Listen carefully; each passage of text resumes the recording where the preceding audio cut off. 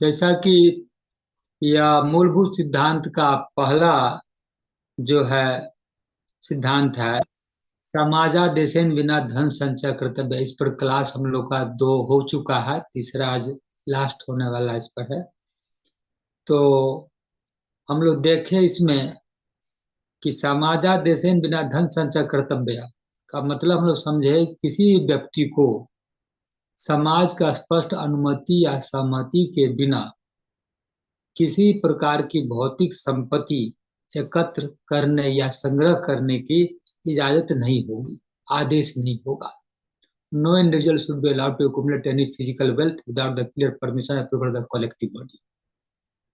तो इसमें देखें हम लोग कि यह विश्व ब्रह्मांड की पूरा संपत्ति है, इसको भोग करने का अधिकार सबको है, इसको दुरुपयोग अनुपयोग करने का अधिकार किसी को नहीं है। क्योंकि अगर कोई संग्रह करता है, इसका मतलब है दूसरे का ही वो जो हिस्सा है, सुविधा है, वह ही उसको उससे वंचित करता है। इसलिए समाज का स्पष्ट अनुमति या सहमति के बिना किसी को संग्रह करने का अधिकार नहीं होगा, क्योंकि यह भौतिक संपदा जो है सो ब्रह्म का, परमात्मा का है, सामूहिक संपत्ति है। इसलिए इसका संग्रह मनाही है। तो इस पर हम लोग देखें पूर्व में कि पूंजीवादी व्यवस्था में एक धनपतियों का संग्रह करता है, आशावादी में श्रमिकों का समर्थन करता है। लेकिन बाबा कहते हैं कि जो इस प्रकार की मानसिकता से ग्रसित है, या चाहे पूंजीवादी व्यवस्था के मानसिकता से या साम्यवादी व्यवस्था के मानसिकता से या और किसी भी मानसिकता के व्याधि से जो ग्रस्त हैं, वह भी बृहत मानव परिवार के सदस्य हैं, भाई हैं। अतः मानवीय आवेदन से हो अथवा अवस्था का चाप सृष्टि कर उन लोगों की व्याधि दूर करनी होगी। उन लोगों को ध्वंस करने की चिंता भी महापाप है। तो सबों के कल्याण के लिए यह हम लोग का यह दर्शन है प्राउड, जिसका कि पहला हम लोग देख रहे हैं। तो इसमें हम लोग देखे यह संग्रह जो करते हैं लोग, यह प्रवृत्ति संग्रह करने का जो है मनुष्य में, तो यह जानते हैं कि भौतिक संपदा सीमित है और मानसिक आध्यात्मिक संपदा असीमित है। इसलिए भौतिक पहला जो प्रिंसिपल है, इसमें भौतिक संपदा के संग्रह पर रोक लगाता है, या उसका नियंत्रीकरण करने की बात करता है। या और देखे उसमें हम कि किस प्रकार से हम भौतिक संपदा जो संग्रह करता है उसको हम किस प्रकार से हम कि संग्रह क्यों करता है, इसके बारे में हम लोग देखें कि संग्रह जो करता है चार कारणों से करता है।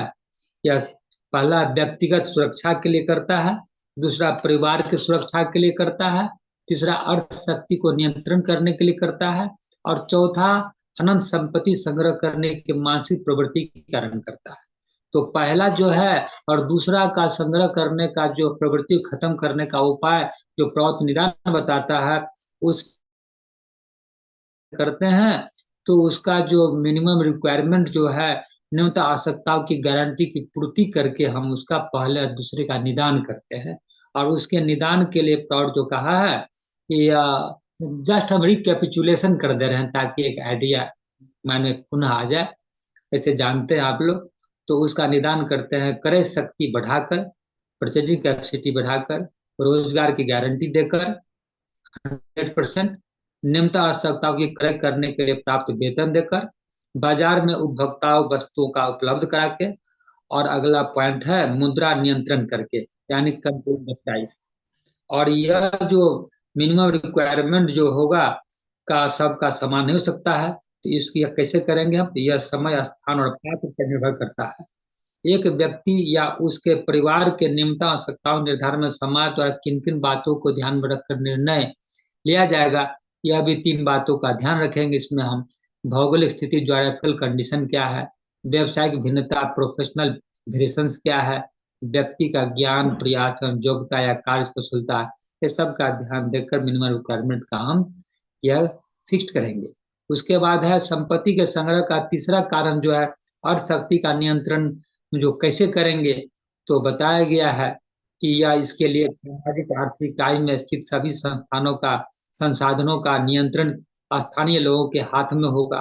दूसरा, उत्पादन उपभोग पर आधारित होगा, न कि लाभ पर होगा। स्थानीय लोगों को स्थानीय आर्थिक उद्योग में 100% रोजगार की व्यवस्था होगी। उत्पादन तथा वितरण सहकारिता द्वारा व्यवस्थित होगा। और जिन उपभोक्ता वस्तुओं का उत्पादन उस आर्थिक इकाई में नहीं होता है, उसका आयात स्थानीय विकास की कीमत पर नहीं होगी। मान लिया नहीं होता है, इसका मतलब दूसरा जगह से सामान आता है तो अपने विकास को अवरुद्ध कर देंगे, ऐसा नहीं होगा। और उन उपभोक्ता वस्तुओं को लोकल मार्केट से हटा देंगे, या जिसका प्रोडक्शन हो रहा है जिस चीज का, उसका बाहर से आयात नहीं करेंगे। इस प्रकार से हम 3 टीयर जो मेरा है, या डिसेंट्रलाइज इंडस्ट्रियल इकोनॉमिक पॉलिसी है, की इंडस्ट्री है, लार्ज स्केल इंडस्ट्री है, स्मॉल स्केल इंडस्ट्री है, इस सब के माध्यम से हम तीसरे का जो है निदान करेंगे, जो कि अर्थ शक्ति को नियंत्रण करने के लिए होगा। और चौथा जो है संपत्ति के संग्रह, चौथा कारण जो अनंत संपत्ति संग्रह करने की मानसिक प्रवृत्ति है, उसको रोकेंगे हम आध्यात्मिकता की तरफ मोड़ कर। तो इतना तक का हम लोग मोटे तौर पर क्लास हो चुका था। अब हम यहाँ से देखेंगे कि हम भौतिक संपदा के बारे में जो कहा गया है कि भौतिक संपत्ति किसी को संग्रह करने का अधिकार नहीं होगा, तो यह जैसा कि हम जानते हैं कि सीमित होता है यह भौतिक संपदा, इसीलिए इसमें कहा जाता है भौतिक संपत्ति संग्रह करने नहीं दी जाएगी। तो इसी संदर्भ में हम लोग विस्तार से जाने कि भौतिक संपदा के बारे में। पृथ्वी तथा विश्व की संपूर्ण संपत्ति को हम 3 भागों में विभाजित, जैसा कि जानते हैं, कर सकते हैं। एक हो गया दैहिक भौतिक, दूसरा मानसिक, और तीसरा आध्यात्मिक। इन तीनों संपत्तियों में मानसिक तथा आध्यात्मिक संपदा असीम है, इसमें कोई प्रकार का कमी नहीं है। लेकिन दैहिक, आर्थिक या भौतिक संपदा यह क्या है, सीमित, लिमिटेड। किंतु मनुष्य अपने स्वभाव के कारण, क्योंकि उनका स्वभाव ही है, अनंत का पिपासा मनुष्य है, क्योंकि अनंत से मनुष्य है इसलिए स्वभाव उसका है अनंत प्राप्ति का। लेकिन तो मनुष्य जो अपने स्वभाव के कारण जैसे मानसिक आध्यात्मिक जगत की संपत्ति को संग्रह करना चाहता है कि यह भी हमको अनंत में मिले, उसी प्रकार से चाहता है तो भौतिक संपदा को अपने अधिकार में अनंत रूप में पाना चाहता है। लेकिन इन दोनों प्रयासों में एक जो है मानसिक आध्यात्मिक को प्रश्रय नहीं देने से, अगर प्रेशर नहीं देते हैं और नहीं देने से जो सुविधा होगी, वैसे ही दूसरा जो मेरा भौतिक संपदा है, अगर प्रश्रय देते हैं तो विपत्ति में आते हैं। तो आध्यात्मिक मानसिक संपदा को अगर उसको हम प्रश्रय नहीं देंगे उसको संग्रह करने का, तो उसमें जैसे असुविधा हो जाए, वैसा ही अगर भौतिक संपत्ति को हम संग्रह करने का देते हैं, प्रश्रय कर देते हैं, बढ़ावा देते हैं, तो उसमें विपत्ति की संभावना है। यानी दोनों तरफ हमको ध्यान रखना है। इसलिए कल्याण के हेतु हमें लोगों के संग्रह के अधिकार को कहीं क्या करना पड़ेगा, सीमित करना पड़ेगा, और कहीं बाधा रहित करना पड़ेगा।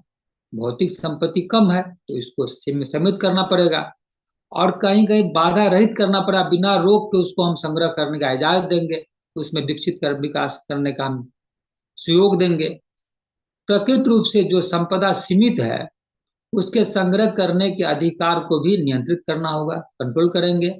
इसलिए भौतिक संपत्ति के संग्रह में कानून द्वारा सीमा निर्धारण करना होगा, लेकिन मानसिक एवं आध्यात्मिक संपत्ति के संग्रह में, आहरण में प्रतिबंध लगाने के स्थान पर सहयोग एवं प्रोत्साहन प्रदान करना होगा, उसको देना पड़ेगा सुविधा उसमें। इसलिए प्रौथ के प्रथम सिद्धांत में केवल भौतिक संपदा का उल्लेख है, मानसिक तथा आध्यात्मिक संपदा का जरा भी जिक्र नहीं है।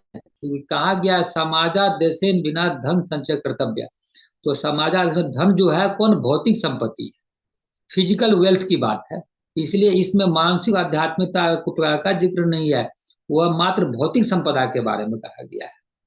जो लोग टोटलिटेरियन का अनुसरण करते हैं वे शासन केवल शासन के उद्देश्य से करते हैं। इसलिए मनुष्य की प्रत्येक अभिव्यक्ति व अभिप्रकाश को निष्ठुर हाथों से खात्मा करना चाहते हैं, किसी ढंग से उसको हम प्रेशर डाल के हम उसके व्यक्ति को जो है भौतिक या या मानसिक या आध्यात्मिक सब प्रकार का हम प्रतिबंध लगाते हैं। कम्युनिस्ट देशों में इसलिए मानसिक स्वाधीनता नहीं है, यही सब कारण से। अमेरिका में इसकी पूरी स्वाधीनता है ऐसा कहा नहीं जा सकता। अमेरिका के प्रिंसिपल ने कहा था कि मुक्त जांच पड़ताल एवं विचार विमर्श की स्वच्छता के अभाव में आज अमेरिका के कुछ जगह ऐसे भी है जहाँ की इस प्रकार का शिक्षा जो है पूरा या पूरा विचार व्यक्त करने का अभी भी ढंग से कहीं का ऐसा जगह पाया जाता है जो नहीं हो पाता है संभव। अंतर विश्वविद्यालय बाद प्रतियोगिता में जैसे 1955 वगैरह 54 में चीन में का विप्लव विषय पर आलोचना करने की अनुमति छात्रों को नहीं दी गई। इसका उदाहरण है, बहुत आम वक्ताओं को विभिन्न मंचों से भाषण देने से वंचित किया गया। टोटलिटेरियन सरकारों ने धार्मिक स्वतंत्रता के संदर्भ में कड़े हाथों से दरवाजा बंद रखी। जे स्पेंडर ने लिखा है, रूस ने धर्म को विनष्ट करना चाहा, मुसोलिनी ने निस्तेज करने का प्रयास किया और हिटलर ने इसे गुलाम बनाना चाहा। इस प्रकार मनुष्य को वे अर्थशास्त्र के साथ गर्दन पकड़कर गर्दन दाब कर मिलाना चाहते। वहां अन्य कोई स्वतंत्रता नहीं है, दूसरा कोई दर्शन नहीं है, जीवन की कोई अन्य दिशा नहीं है, सिर्फ तानाशाह की धमकी है, बंदूक की चोट और द्वंद्वात्मक भौतिकवाद जिस कम्युनिज्म है कि नीरस हड्डी चबाना मात्र, निश्चय ही पिंजरा का बंधन हम चाहेंगे दाब जगह किसी चीज का परिवर्तन कर दे संभव नहीं है। निश्चय ही पिंजरा का बंधन लौ पर्दे का घेरा मुक्ति के प्यासे मनुष्य को चिरकाल तक के लिए बंदी नहीं कर सकता। बंदी पक्षी भी मनुष्य का पालतू नहीं बनता है, बार बार पिंजरे में आघात करता है और मौका मिलने पर महाशून्य के आंगन में उड़ जाता है, फुर हो जाता है। तब व्यक्ति के तानाशाही जुल्म को मनुष्य कैसे स्वीकार कर सकता है? इसलिए मनुष्य तो मननशील प्राणी है, विकसित प्राणी है, वह कैसे तानाशाही को बर्दाश्त कर लिया कि कानून के फैसले हम सब कुछ पर प्रतिबंध कर देंगे। इसलिए जहां जहां मनुष्य को बंदी बनाया गया है, हाथ से उसका मुंह बंद कर दिया गया है, वहीं विद्रोह का स्वर जागृत होता है, वहीं ध्वंस की कुल्हाड़ी तैयार हो जाती है। शोषक वर्ग की मृत्यु का बीज अंकुरित होता है। जहां पर दबाव पड़ता है शोषक के द्वारा, तो शोषक वर्ग की मृत्यु का भाव आने लगता है कि कैसे उसको मारा जाए। मनुष्य ने वहां मुक्ति पाने का संधान किया, वहीं पर उससे शोषकों से मुक्ति पाने का, दैत्य के क्रूर हाथों के नियंत्रण में स्वयं को मुक्त कर लिया। इसलिए जड़वादी आतंक का गुंडागर्दी के पंजों से मानव को बचाने के लिए उसको मानसिक स्वाधीनता देनी ही पड़ेगी। इसलिए हमको ऐसा व्यवस्था से हमको मानसिक स्वाधीनता या आध्यात्मिक जो है स्वाधीनता देनी होगी। गूंगे और मलिन मुख को अभिव्यक्ति की आजादी देनी होगी, भाषा देनी होगी। भाषा के व्यक्ति हेतु उसे, विचार के व्यक्ति हेतु उसे मानसिक आधार प्रदान करना पड़ेगा, अधिकार देना पड़ेगा। इस स्वतंत्रता को देने से ही आतंक की संभावना को खत्म किया जा सकता है और इसके परिणाम स्वरूप मनुष्य में परिपक्वता आएगी। विचारों का आदान प्रदान होने से विचार करने की क्षमता का जागरण होगा। उसे हर क्षण हर पद विक्षेप में निषेध के बंधन में बांध दिया जाए तो वह दास मनोवृत्ति युक्त सहचर अनुचर बन जाएगा, वह पालतू बन जाएगा और उसको विचार करने का, बोलने का आजादी नहीं दी जाएगी। तो जैसे चिड़िया पिंजरा के प्रवेश को स्वीकार कर हताश और पालतू बन जाती है। मनुष्य को स्वतंत्र रूप से सीखने का अधिकार या प्रेरणा भी नहीं दी गई। इसलिए अधिकांश देशों के निवासी आज जड़ है, विमूढ़ है, विकास के बारे में चिंतन नहीं कर पाता है। उनसे सृष्टि की येषणा या बुद्धि की प्रखरता नहीं है उसमें। इसके अतिरिक्त मानसिक जगत में स्वतंत्रता देने से आलोचना की संभावना रहेगी। अगर हम स्वतंत्रता देते हैं तो जहां गड़बड़ कोई बात होगा वह समालोचना आलोचना कर सकता है। इस आलोचना का डर सरकार को सर्वदा सचेत रख, जिसमें कोई भूल ना हो जाए। जहां विपक्ष में बोलने वाला नहीं है, वहां सरकार अपनी वृत्तियों से परिचालित होती है, मनमाना करता है। किसी किसी देश में ऐसा ही घटित हो रहा है, लेकिन समालोचक के होने पर वो वैसा काम नहीं होने देता है। इसलिए अपनी कमजोरियों को छिपाने के लिए तानाशाह अपनी ताकत से समालोचक का मुंह बंद रखते हैं। मानसिक और आध्यात्मिक जगत में आहरण करने की अबाध स्वतंत्रता प्रदान करने से एक अन्य गहन उद्देश्य की सिद्धि होगी। अगर हम ऐसा करते हैं कि मानसिक क्षेत्र में, आध्यात्मिक क्षेत्र में अगर हमको या प्राप्ति का सहयोग हम देंगे, स्वतंत्रता प्रदान करते हैं उनको, तो एक क्या जो मुख्य मुद्दा है उसको उसको सॉल्व करने में हमको यह उद्देश्य की पूर्ति होगी। और वह क्या होगा? जागतिक समस्या का समाधान। क्योंकि जो इसकी ऐसना है, अनंत क्षुधा है प्राप्त करने की, वह अगर इस तरफ मोड़ देंगे तो मेरा क्या है, भौतिक संपत्ति तरफ जो है प्राउड का है जो कंट्रोल करने का, वह जो है प्रॉब्लम जो सॉल्व होगा, क्योंकि मन उधर मुड़ जाएगा। मुख्यतः अर्थनैतिक समस्या की सृष्टि भौतिक संपदा की दुर्बलता से होती है।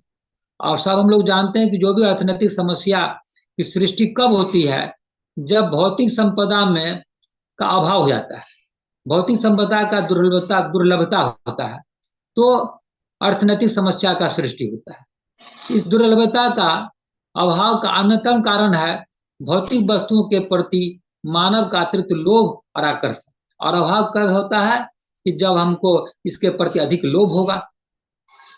अब वर्तमान के लिए, भविष्य के लिए सब कुछ सोचना शुरू कर देते हैं, संग्रह करना शुरू कर देते हैं, तो दुर्लभता हो जाता है उसका सामान का। इसलिए मनुष्य भौतिक संपत्ति का भंडार बनाना चाहता है।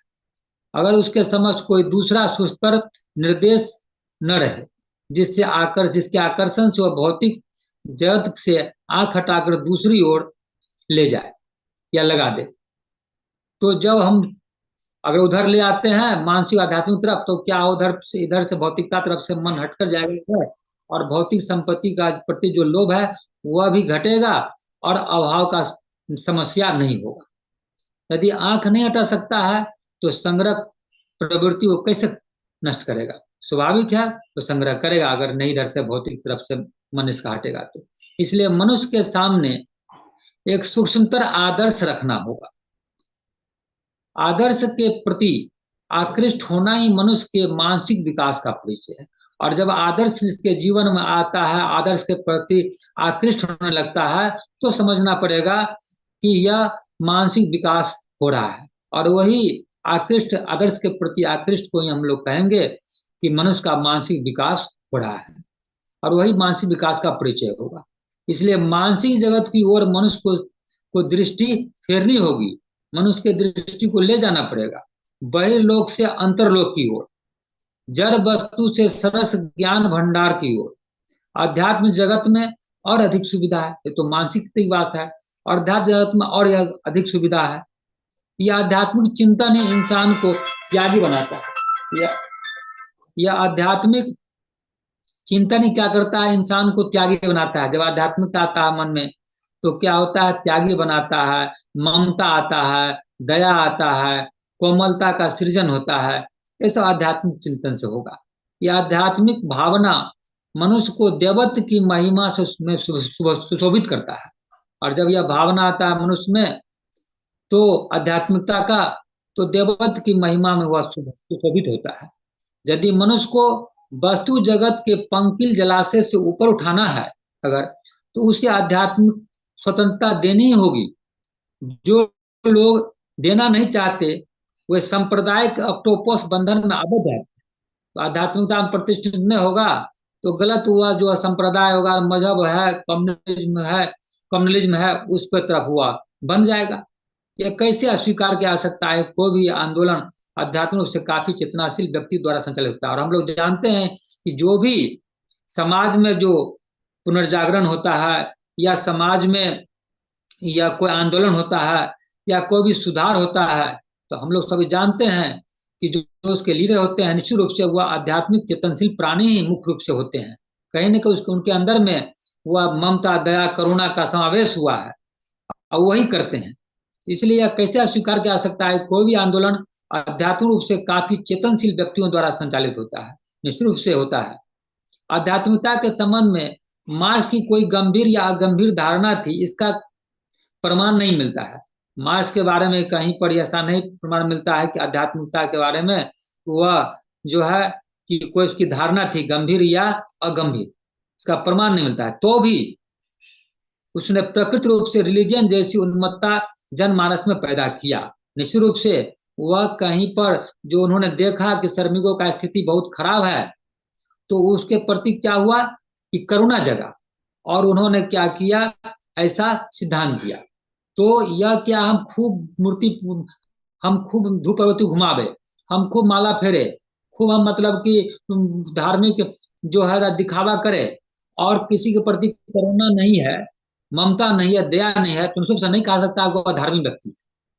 अगर वो नहीं भी माला फेरता है, कहने का मतलब है, और किसी प्रकार का विशेष आडंबर वाला दिखावा वाला पूजा पाठ नहीं भी करता है, और वो उसमें करुणा और ममता दया है, निश्चित से अंदर से वो आध्यात्मिकता वो का है, उसमें पुट है, उसमें समावेश है। तो इसीलिए यह हम कह सकते हैं कि कार्ल मार्क्स को भी कह सकते हैं कि यह निश्चित रूप से हुआ, उसमें भी कुछ न कुछ था। और इसलिए लेकिन कहीं पर ऐसा है नहीं, लेकिन उसके बाद भी कहा जा सकता है कि करुणा था, दया था, जिससे श्रमिकों के साथ स्थिति बहुत भयावह था, जिस कारण से उन्हें सिद्धांत दिया गया। तो अभी तो उसने प्रकृति रूप से क्या किया, एक भले ही रिलीजन ही एक ग्रुप बना दिया धनपतियों के खिलाफ में, अलग बात है। तो अभी उसने प्रकृति रूप से रिलीजन जैसी उन्मत्ता जनमानस में पैदा किया। इसलिए हेलोबेल ने लिखा है, मार्क्सवाद सिद्धांत रूप से धर्म को अस्वीकार करता है, लेकिन व्यवहार में जिन संवेदों या मनोभाव प्रसिद्ध करता है वे धार्मिक गुणों की ही स्थापना करते हैं। यह ठीक है, मार्क्सवाद जो है धर्म को अस्वीकार करता है, क्योंकि वह उसका भौतिकवाद वस्तुवाद विचारधारा जो कम्युनिज्म है, जो कि वह कंफ्यूज था, भौतिक द्वंदात्मक सिद्धांत जो यह है, चेतना को वह नहीं माना, वस्तु को ही सब कुछ माना। ये बात सही है, लेकिन क्या है, उसके बाद भी यह स्थिति देखकर उनके व्यवहार में यह जिन संवेगों या मनोभावों को प्रोत्साहित किया है, वह धार्मिक जुगों की गुणों की ही स्थापना करता है उसके मन में। तो इस प्रकार से आध्यात्मिकता को तो बढ़ावा हमको देना ही पड़ेगा। मानव जीवन से आध्यात्मिकता का निर्वासन असंभव है। और कोई कह दे कि मानव जीवन में आध्यात्मिकता का नहीं है, तो यह भी असंभव है। आध्यात्मिकता हर व्यक्ति के जीवन का यह जो है कि मूल चीज है। रूस में रात्रि के अंधकार में उस वक्त में भी दरवाजा खिड़की बंद करके दादी बच्चों को ईसा मसीह की कहानी सुनाया करती थी। जहां आध्यात्मिकता का अभिप्रकाश अवरुद्ध कर दिया गया, वहां मनुष्य लुक छिप कर किसी न किसी रूप से आध्यात्मिकता की चर्चा करता ही है और करेगा ही। अतः आध्यात्मिक अनुशीलन को स्वाधीनता हर व्यक्ति को देनी ही होगी और रहनी ही चाहिए। रिलीजियन लोगों के लिए अफीम है, इसे स्वीकार करने के लिए निश्चित रूप से हर आदमी को स्वीकार करना चाहिए कि रिलीजियन जो है एक अफीम है, नशा है, जिसमें उसको झोंक कर अपने मुताबिक उल्लू सीधा करता है लोग, या निश्चित रूप से नशा चढ़ा देता है। लेकिन आध्यात्मिक विज्ञान को स्वीकृति प्रदान करना ही होगा। रिलीजन मनुष्य का अमंगल करता है, उसे अधिक वस्तुवादी बना देता है, यह बात 100% सही है। लेकिन आध्यात्मिकता मनुष्य को महान बनाती है, वस्तुओं के प्रति निर्लिप्तता पैदा करती है। आध्यात्मिक का सीमा को तोड़कर मानव की असीम की ओर ले आती है। प्रौत मानसिक और आध्यात्मिक जगत में एक ओर जिस प्रकार स्वतंत्रता देगा, वैसे ही दूसरी ओर उत्साह और अवसर भी देगा। इसलिए हम लोग क्या करना है, भौतिक संपदा पर के संग्रह पर नियंत्रण करना है और मानसिक आध्यात्मिक संपदा की ओर उसको मौका देना है अपने आप को विकसित करने का। अब इसमें क्या है, समाज के स्पष्ट अनुमति सहमति के बिना बोला जा रहा है, समाजादेशना धन संकर्तव्य। तो समाज है, तो समाज हम किसको कहेंगे, इसमें कौन समाज इसको संचय करने का अधिकार देगा? कंट्रोल करेगा, नियमन करेगा, नियंत्रण करेगा। तो वह बात उसमें उठ रहा है समाज का, जो क्या है, एक सामूहिक संस्था है। तो भौतिक जगत के सबों के कल्याण के लिए नियंत्रण की युक्ति को स्वीकार कर लेने से प्रश्न उठता है कि हम भौतिक जगत के अधिकार को हम जो हम नियंत्रण करेंगे, उससे प्रश्न उठता है कि यह नियंत्रीकरण जो होगा, कंट्रोल जो होगा, कैसे संपन्न होगा। तो प्रौत के प्रथम सिद्धांत का जो है अंतिम अंश के इस प्रश्न का उत्तर मिलता है कि वह जो होगा समाज होगा, सामूहिक संस्था होगा। सामूहिक संस्था गणतांत्रिक पद्धति वाली विपुल जन समुदाय नहीं है। इसका तात्पर्य है सद्विप्र बोर्ड से। कौन करेगा? समाज सामूहिक संस्था क्या है? सद्विप्र बोर्ड से है। वो सद्विप्र समाज के नियंत्रक होते हैं। सद्विप्र नहीं, सद्विप्र बोर्ड। ये सद्विप्र समाज के नियंत्रक होते हैं। वे सभी प्रकार से साधारण लोगों के गुणों से अत्यंत ऊपर रहेंगे। साधारण लोग का जो गुण होता है, इससे एक विशिष्ट लोग होंगे, उसमें उनमें गुणों का विशिष्टता होगा। सम्मिलित परिवार के प्रधान से उनकी तुलना की जा सकती है। जैसे संयुक्त परिवार, उसमें जो गार्जियन होते हैं, जो उनसे हम तुलना कर सकते हैं। परिवार के अर्थनैतिक कल्याण के लिए गृह स्वामी जो निर्देश देते हैं, दूसरों को उसे मानकर चलना होता है। एवं अगर कोई उसे नहीं मानता है तो संपूर्ण परिवार की शांति, स्वच्छता और व्यवस्था भंग हो जाती है। तो हम लोग देख चुके हैं, देखते हैं, संयुक्त परिवार में जो गार्जियन होते हैं उन्हीं के अनुसार चलते हैं तो घर सुरक्षित रहता है। और नहीं तो क्या होता है, सब मालिक हो जाता है तो घर तीन तीर हो जाता है, तो वह शांति और व्यवस्था भी भंग हो जाती है। फिर यदि हर व्यक्ति परिवार के संचालन के लिए अपने अपने मत और आदेश को महत्व देता है, तब ठीक इसका विपरीत परिणाम निकलता है, यानी टूट फूट जाएगा परिवार पूरा। उसी प्रकार समूचे मानव समाज को कल्याण के लिए सद्विप्रों के नियंत्रण को स्वीकार कर लेना होगा। वह जो कहेंगे उसी के अनुसार चलना पड़ेगा पूरे समाज को। यहाँ एक बात याद रखनी होगी कि सद्विप्र समूचे संसार की संपत्ति का मालिक नहीं है। सद्विप्र जो बोला जा रहा है वो संपत्ति का, समूचे संसार की संपत्ति का मालिक नहीं होगा। उनके रहम कहम पर, रहम करम पर दूसरों को जीना पड़ेगा, ऐसी बात नहीं है। प्रौत के अनुसार इस आपेक्षिक जगत में कोई व्यक्ति भौतिक संपत्ति का मालिक नहीं होगा। प्रकृति ने विश्व की किसी संपत्ति को किसी के नाम से नहीं लिखा है। प्रौत प्रणेता श्री प्रभात रंजन सरकार ने कहा है, यह जगत ब्रह्म की कल्पना में सृष्ट होता है, इसलिए इसका मालिकाना हक केवल ब्रह्म ही का है। उनके कल्पना सृष्ट जीव का नहीं है। जिनको उन्होंने बनाया है, जिनको, वह नहीं होगा मालिक। विश्व की स्थावर या अस्थावर संपत्ति, चल अचल संपत्ति किसी व्यक्ति विशेष की नहीं होगी। सभी कुछ सबों की पैतृक संपत्ति एक बृहत योथ परिवार के तरह होगा, यानी संयुक्त परिवार की तरह होगा। इस परिवार की तुलना जीतू वाहन जीमूर्त वाहन भट्टाचार्य के दायभाग व्यवस्था से की जा सकती है। बाबा ने चर्चा किया है जीतू मूर्त जी मूर्त वाहन भट्टाचार्य का, जिन्होंने व्यवस्था दिया था दायभाग व्यवस्था। इसमें बताया जाता है कि जब तक पिता जीवित रहेंगे तब तक संतान पैतृक संपत्ति का बंटवारा नहीं कर सकती है। जब तक गार्जियन रहेगा, पिता रहेगा, जिंदा रहेगा, किंतु उसका उपभोग कर सकती है। उसी में शांति, उसी में सुख है।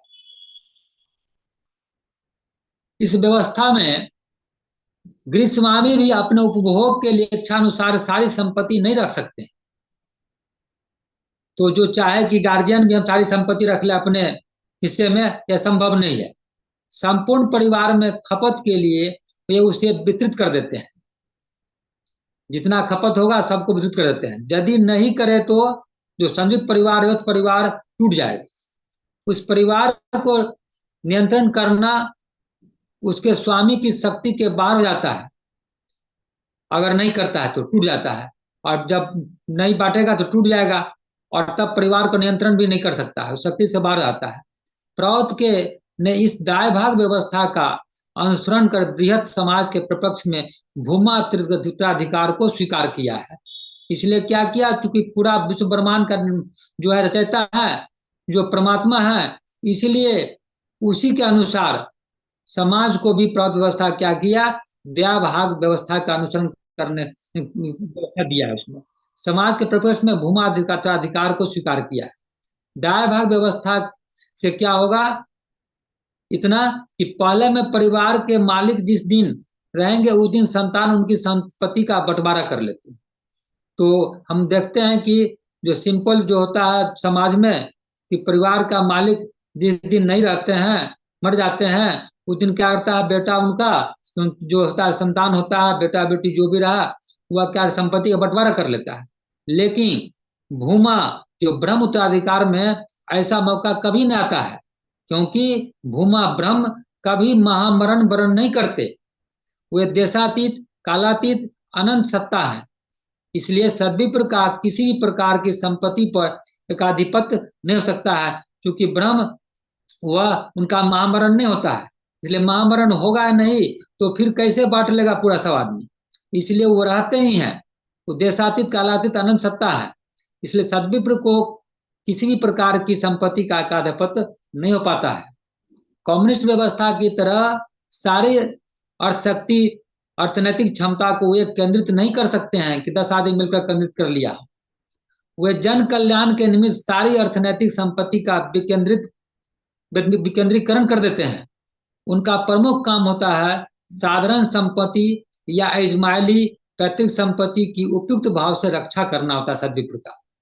उसे यथार्थ काम में लगाना पड़ता है, ऐसी व्यवस्था करना जिससे सभी समान अधिकार के साथ खा पीकर स्वस्थ शरीर और मन लेकर बच सके, ताकि वह जो संपत्ति मिले परिवार मिलकर खाए पिए। मानो वे घर के प्रबंधक हैं, मैनेजर हैं, मैनेजमेंट को देखते हैं। इस प्रबंध का भार एक सद्विप्र के हाथ में रहने से विपत्ति की संभावना है, इसलिए एक सद्विप्र के हाथ में नहीं होगा। इसलिए इसका दायित्व एक सद्विप्र बोर्ड को दिया जाता है, जो सामूहिक होगा, कलेक्टिव लीडरशिप होगा। इसलिए सामुदायिक संस्था शब्द का प्रयोग किया गया है, सामूहिक संस्था, समाज का शब्द का प्रयोग किया गया है। ये सद्विप्र काल्पनिक चिंतन के परिणाम नहीं है। सद्विप्र बनेंगे कौन, तो सद्विप्र जो है काल्पनिक नहीं है। यह सुभाष चंद्र बोस की भाषा में कहा गया है, नेता का आविर्भाव आसमान से नहीं होता है, बल्कि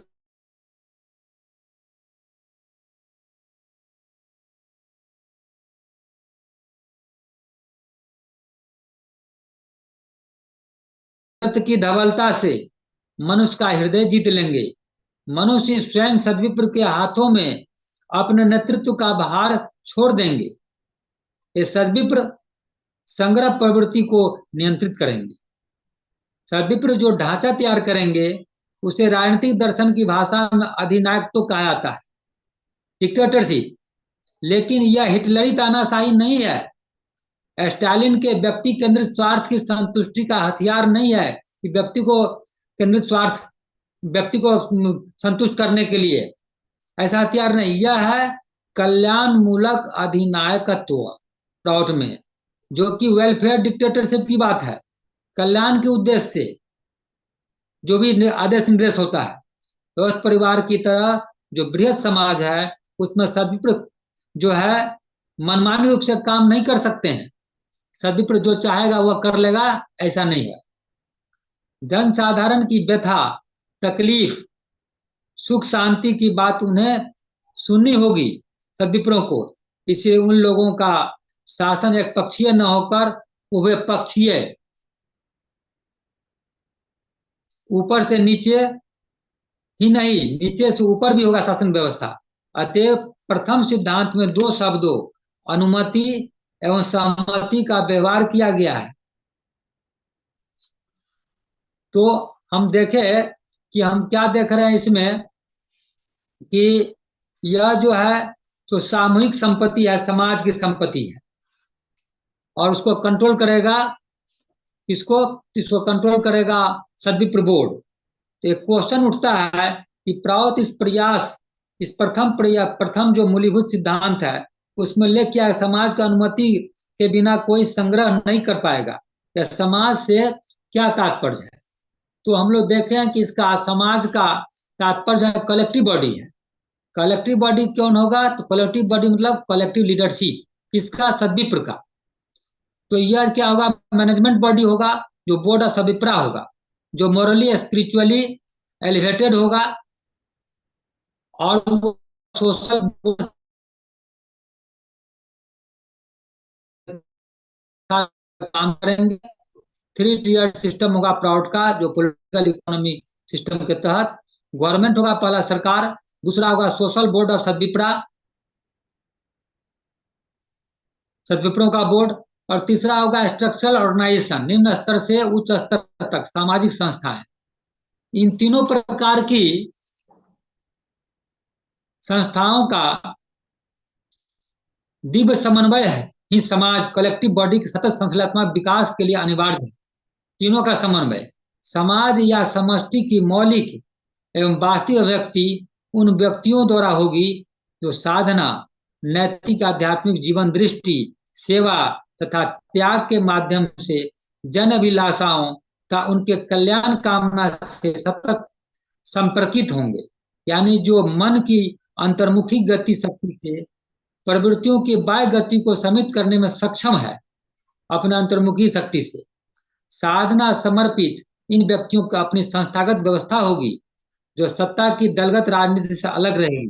तो किसी प्रकार के ग्रुपिज्म में राजनीति, दलगत राजनीति से अलग रखेगा अपने आप को सद्विप्र, और सोशल बोर्ड के रूप में कार्य करेगी तथा स्ट्रक्चरल ऑर्गेनाइजेशन ग्रुप में ग्राम स्तर से केंद्रीय स्तर तक कार्यरत होगी। तो ऐसे ही व्यक्तियों को सद्विप्र कहता है जो फिजिकली फिट होते हैं, इंटेलेक्चुअली एवॉल्व होते हैं, विकसित होते हैं, और स्पिरिचुअली इनलाइटेंड होते हैं, जो कि ज्ञान से प्रकाशवान होते हैं, एंड एलिवेटेड पर्सनालिटी, उन्नत पर्सनालिटी व्यक्तित्व होते हैं, जिनके विभिन्न स्तरों पर अपने बोर्ड होंगे जो गवर्नमेंट स्ट्रक्चर के समानांतर या पैरेलल में खड़े होंगे और उस पर कठोर दृष्टि रखते हुए पॉलिसी मेकिंग बॉडी के रूप में कार्य करेंगे और सरकार को उन नीतियों को लागू करना होगा। इस प्रकार इन बोर्डों के माध्यम से ही समाज की मौलिक नीतियों का निर्देशन का नियमन होगा, कंट्रोल होगा। इन बोर्डों के अतिरिक्त सरकार एक अलग संस्था होगी जिसका कार्य प्राउत के मूलभूत सिद्धांतों के अनुसार बनाई गई नीतियों को लागू करना होगा, उसे व्यवहारिक रूप देना होगा। तीसरी तरफ स्ट्रक्चरल ऑर्गेनाइजेशन समाज के नस नस में कार्यशील होगा। प्राउत दृष्टि में इन तीनों प्रकार के संस्थाओं का दिव्य समन्वय ही समाज कहलाता है, कलेक्टिव बॉडी कहलाता है। अब तक के मानव इतिहास में यह समाज नहीं बन पाया है, जैसा बराबर कहता है कि यह समाज नहीं बना है जिसके लिए प्राउत चेष्टाशील होगा। इस प्रकार स्टेट पावर या पॉलिटिकल पावर के समानांतर सोशल बोर्ड और स्ट्रक्चरल ऑर्गेनाइजेशन सृजित कर दोनों को संतुलन में रखना अत्यावश्यक है। सोशल बोर्ड जो होगा पॉलिटिकल गवर्नमेंट स्ट्रक्चर को कार्यकलापों पर वॉच रखेगा, ध्यान रखेगा, गाइड करेगा तथा कंट्रोल रखेगा। सोशल बोर्ड्स का जनता के साथ, विभिन्न ट्रेड यूनियन के साथ एवं व्यावसायिक संस्थाओं के जरिए सीधा संपर्क होगा उसका। सरकार समाज या कलेक्टिव बॉडी के अंतर्भुक्त होगी। इस प्रकार सरकार जो होगा समाज या कलेक्टिव बॉडी के ही अंतर्भुक्त होगी। इस प्रकार प्राउत के अनुसार समाज का प्रारूप जो होगा, जो government structure on various level, state level, national level, world level पर होगा, लेजिस्लेटिव होगा, जुडिशियरी होगा, एग्जीक्यूटिव होगा। उसके बाद सद्विप्रा सोशल बोर्ड होगा, सद्विप्रा का ऑन वेरियस लेवल पर, स्टेट, नेशनल और वर्ल्ड लेवल पर जो यह सब बोर्ड होगा सद्विप्रा का। लेजिस्लेटिव होगा board of Sadvipra, judicial board of Sadvipra, executive board of Sadvipra, supreme Sadvipra board होगा। और तीसरा है स्टेटल ऑर्गेनाइजेशन होगा from village level to central level पर। तो इस प्रकार से हम देखें कि समाज का संचालन किस प्रकार से सद्विप्र बोर्ड या करेगा, किस किस स्तर पर कैसे कैसे होगा।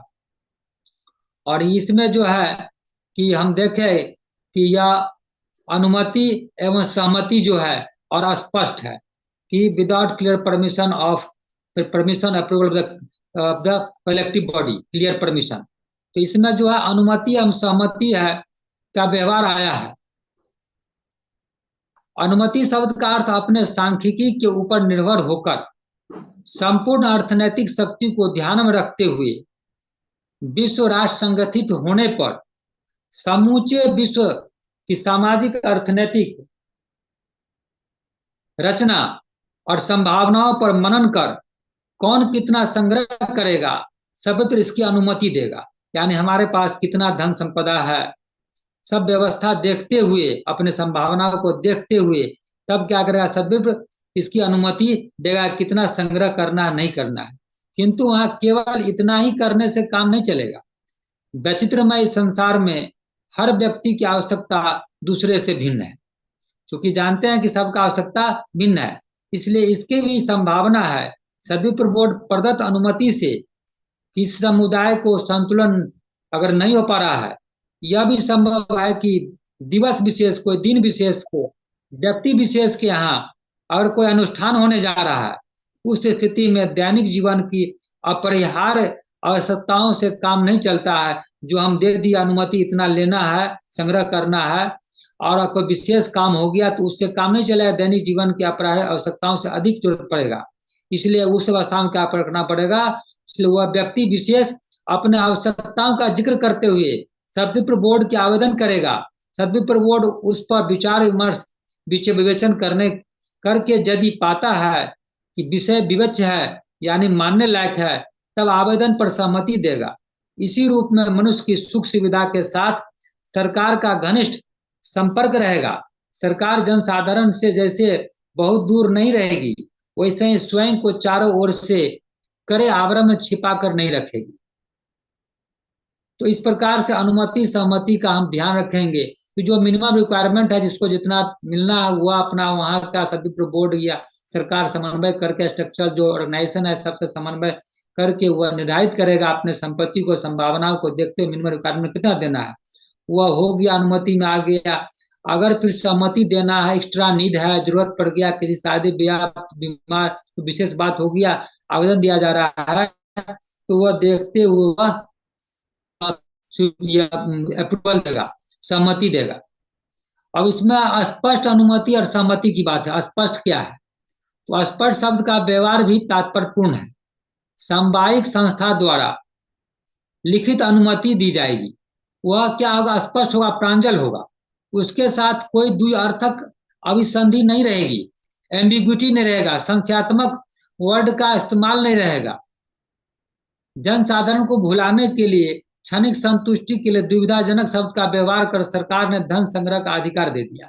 मान लिया कि आदेश दिया उसके संतुष्टि के लिए, उसको भुलाने के लिए, और दे दिया, शब्द का इस्तेमाल कर दिया, दुविधाजनक इस्तेमाल कर दिया, इस्तेमाल कर दिया।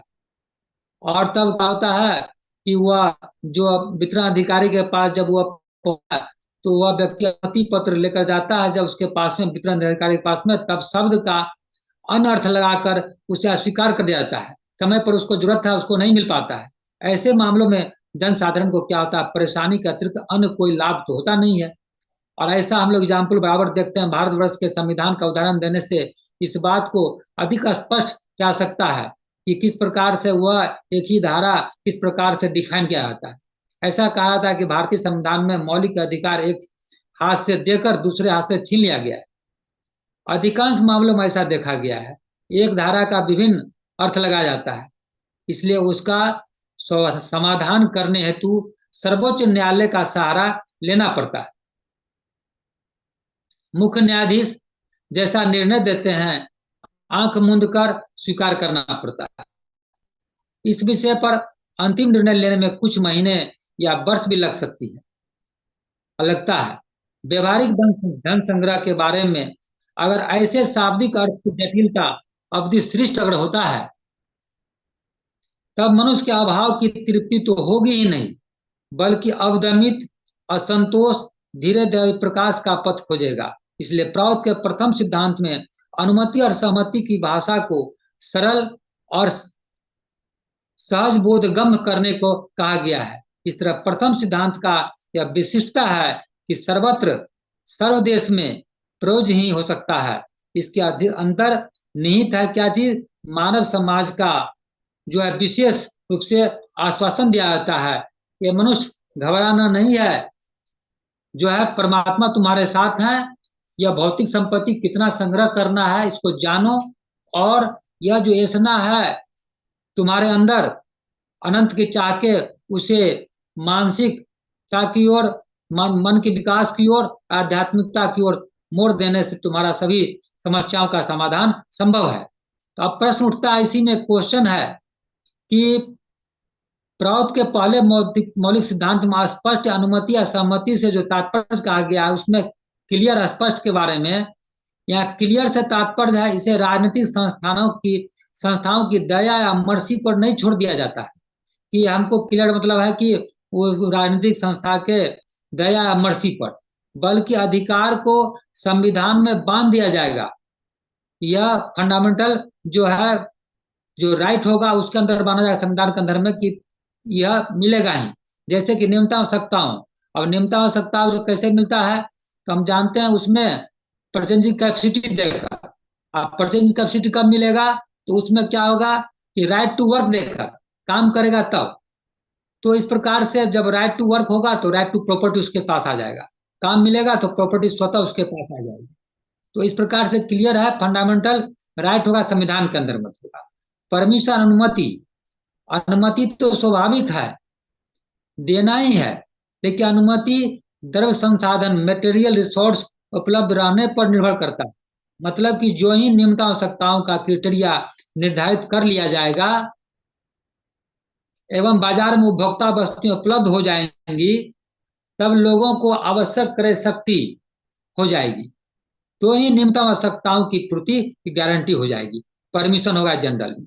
अप्रूवल जो बताया गया कि एक्स्ट्रा नीड किसी का होगा, किंतु सहमति अप्रूवल किन्हीं जो है विशिष्ट हालतों में ही दी जाएगी। कभी भी कुछ व्यक्तियों को किसी खास समय में नियमित आवश्यकताओं के नियत कोटा से ज्यादा आवश्यकता पड़ती है, उस हालत में स्पेशल अप्रोच, विशेष रूप से सहमति की आवश्यकता होगी। जैसे किसी महिला को गर्भाधान के दौरान विशेष सुख सुविधाओं एवं देख रेख की आवश्यकता पड़ती है। कोई आदमी यदि बीमार पड़ जाए तो उसे अधिक मेडिकल केयर फैसिलिटीज, डॉक्टर देखरेख की आवश्यकता पड़ेगी। इन स्पेशल केस में according to time place person with clear and written permission of accumulation will be allowed to collective body, उस अवस्था में क्लियर परमिशन दिया जाएगा लिखित रूप से कलेक्टिव बॉडी द्वारा, तो इस प्रकार से उसको अप्रूवल दिया जाएगा।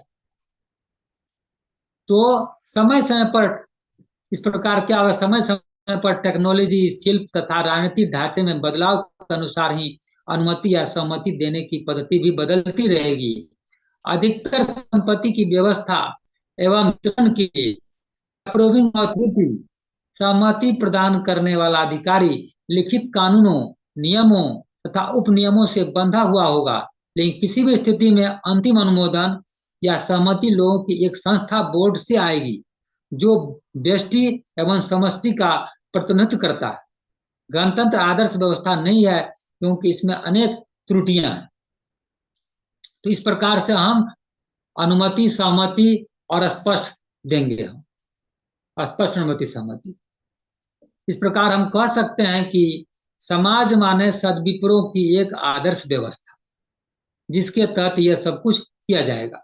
और सद्विप्र वही है जो आध्यात्मिक नीतिवाद तथा जम नियम का पालन करते हैं और जो परम चैतन्य सत्ता के प्रति अनुरक्त हैं, जो लगे हुए हैं अपने मानसिक आध्यात्मिक विकास में।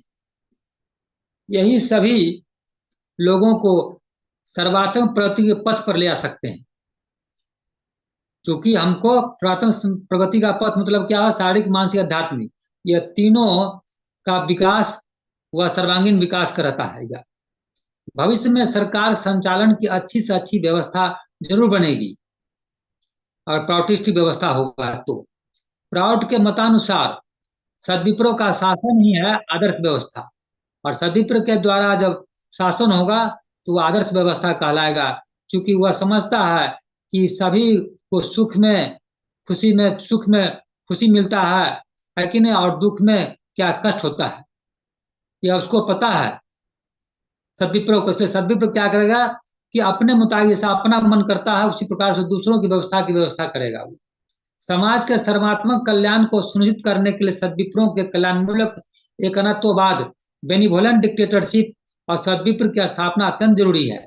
इसलिए वो सद्विप्र होगा तो सबों के कल्याण के लिए कैसा व्यवस्था, तो बेनिवोलेंट डिक्टेटरशिप और सद्विप्र कि अगर हमको किसी को अच्छा चीज व्यवस्था लाने के लिए कहीं पर हमको अगर इस्तेमाल करना पड़ेगा, शक्ति का इस्तेमाल पड़ेगा उसके कल्याण के हेतु, तो ऐसा व्यवस्था सद्विप्रों के द्वारा होगा और ऐसा व्यवस्था करना अत्यंत जरूरी है।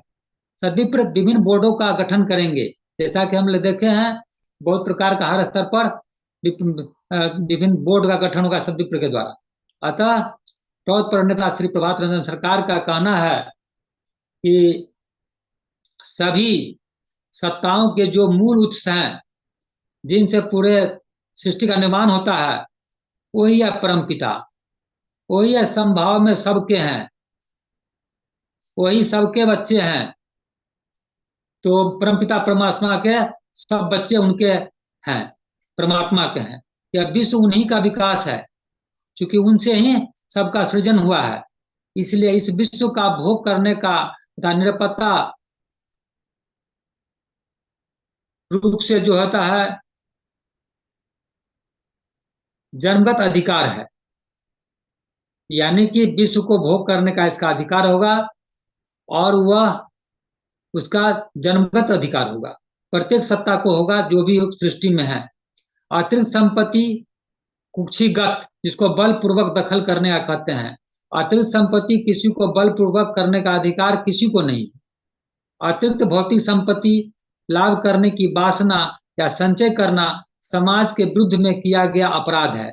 इसलिए अगर कोई करता है अधिक संपत्ति संचय करता है तो वह अपराध माना जाएगा, तो ईश्वर के विरुद्ध आचरण जनित पाप है और ऐसा अपराध ईश्वर के विरुद्ध आचरण जनित पाप माना जाएगा।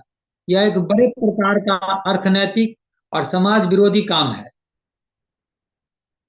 और जब ऐसा करेगा तो उसको माना जाएगा अर्थ के क्षेत्र में क्या हुआ कि समाज विरोधी काम है, अर्थनैतिक विरोधी काम है। इन सब कायमी स्वार्थ एवं समाज विरोधी कार्यकलाप के विरुद्ध संग्राम चलाना न्याय तथा धर्म संगत है।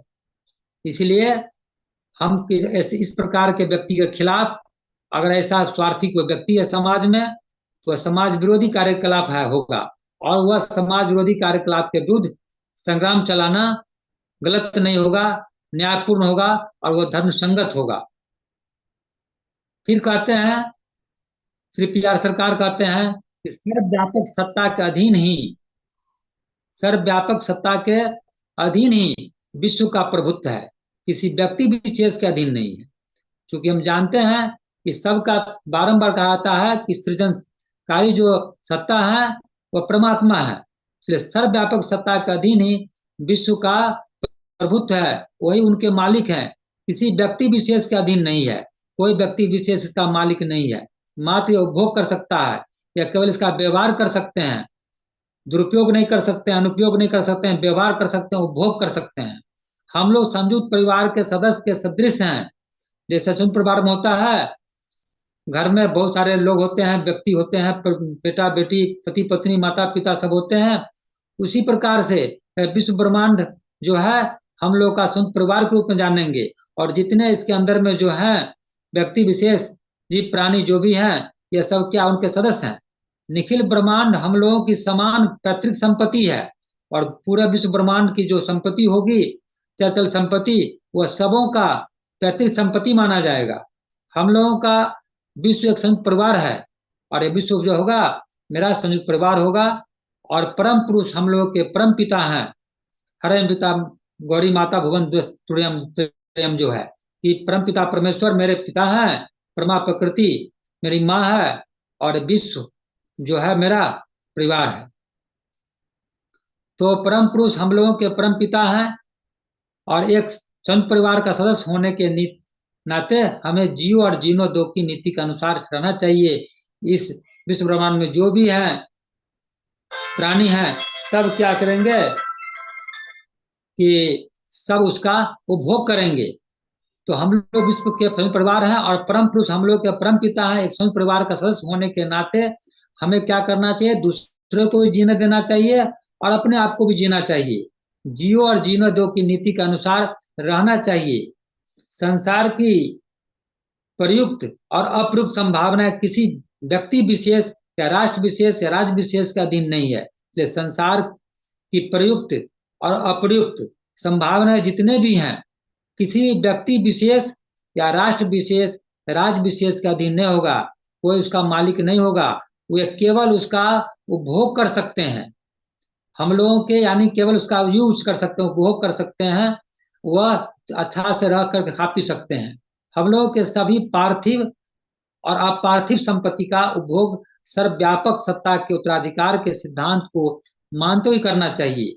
और जितना भी है उपभोग जो है पार्थिव या अपार्थिव जो भी है संपत्ति का उपभोग और सर्वव्यापक सत्ता के उत्तराधिकार के सिद्धांत को कि परमात्मा इसके मालिक हैं, इस सिद्धांत का, और उसके सब हम बच्चे हैं उसका उपभोग करेंगे, इस सिद्धांत को मानते हुए करेंगे।